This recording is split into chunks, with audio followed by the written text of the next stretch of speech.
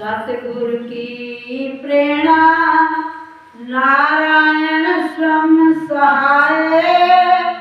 कार्तिक मातन का कहूँ ये 17वां अध्याय। बोलो वृंदावन बिहारी लाल की जय। तब राजा पृथु ने पूछा, हे देव ऋषि, इसके पश्चात युद्ध में क्या हुआ? वो दैत्य कैसे मारा गया? कृपा करके वो भी मुझे बताओ। नारद जी ने कहा, जब गिरजा वहां से अदृश्य हो गई और गंधर्वी माया भी विलीन हो गई, भगवान कृष्ण ध्वज चेतन हो गए। उन्होंने लोकिता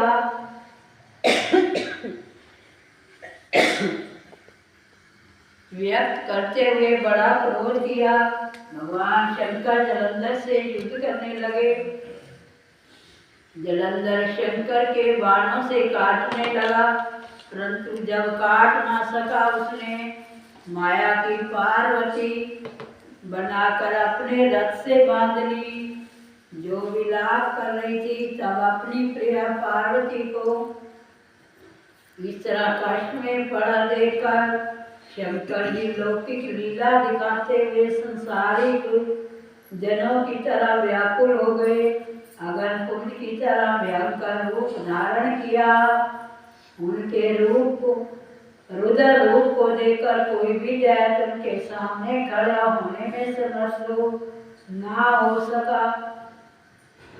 और जब पार्वती अदृश्य हो गई, जलंधर ने गंधर्वी माया ऋषि और शीघ्रता से नंदी पर सवार होकर जो है पार्वती को बैठे हुए संकट में देखा, तो भगवान शंकर लौकिक जो है माया दिखाते हुए संसार को उन्होंने क्रोध किया।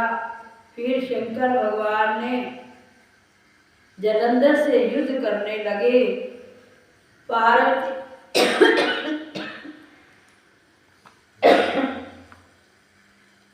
पार्वती को अपनी रथ के पीछे बिठा लिया।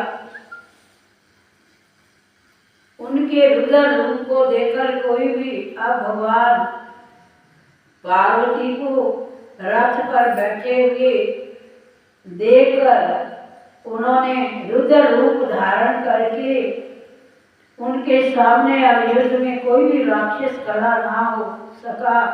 शुभ नसीब सेनापति सभी वहां से भाग खड़े हुए। जलंधर की सारी माया क्षण भर में नष्ट हो गई। युद्ध में चारों ओर हाहाकार होने लगा। शिव जी ने भागते हुए शुभ नसीब को श्राप देकर कहा, तुम दोनों बड़े दुष्ट हो, तुमने मेरा बड़ा अपराध किया। तुम पार्वती को मारते थे, अब युद्ध से भागते हो।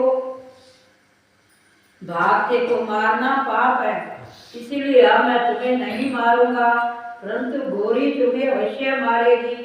शिव जी का ऐसा कहने पर सुंदर पुत्र जलंधर क्रोध में अग्नि के समान प्रज्वलित हो उठा। शिव जी पर घोर बाणों की वर्षा करके धरती पर अंधकार फैला दिया। अब तो दोनों में भीषण युद्ध होने लगा। दैत्य की ऐसी चेष्टा देखकर शंकर जी बड़े क्रोधित हुए। उन्होंने अपने बनाए हुए सुदर्शन चक्र को चलाकर उसका सिर काट दिया। एक प्रचंड शब्द के साथ उसका सिर धरती पर गिर पड़ा। भयंकर हाहाकार होने लगा।